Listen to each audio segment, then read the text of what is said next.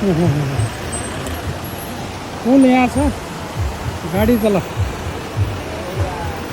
पार हुन्छ त, पार हुन्छ त, पार हुन्छ त, पार हुन्छ त। तपाईँहरू किन झर्नुभयो? होइन त्यहाँनिर पानी जुत्ताभित्र हुन्छ। ए कहाँ जन्तीबाट आएको? जन्ती भन्दा नि नाचु लगेर जानु लाग्छ। ए कहाँ मान्छे मेला नि घुम्न। कहाँ मेला छ बाबु? पातला हो। अनि यो कहाँ तपाईँ दाङबाट? हजुर यही दाङ कृषि हो। ए तपाईँहरूको त्यो नाच छ? हजुर। ओ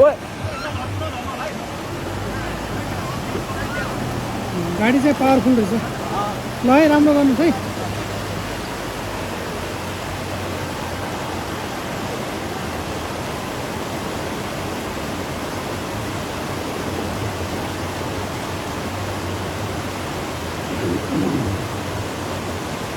हामी यो सुँगुर खोला पुलमा छौँ।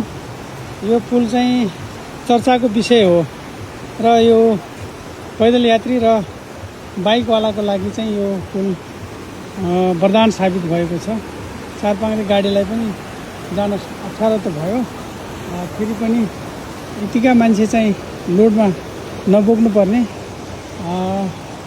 अब यसलाई चाहिँ अब उहाँहरू गुरुले अथवा गाडी मालिकले पनि बुझ्नुपर्छ। तर उहाँहरू मेलामा जाने अरे नाच लगेर भन्ने खालको कुरा गर्नुभयो।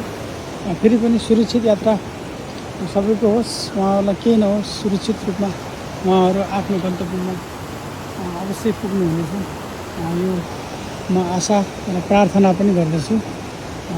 यो पुलले हामीलाई राहत दियो।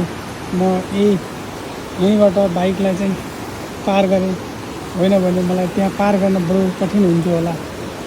त्यो कठिनाइबाट मलाई चाहिँ सहज भएको छ। यो पुल निर्माण गर्ने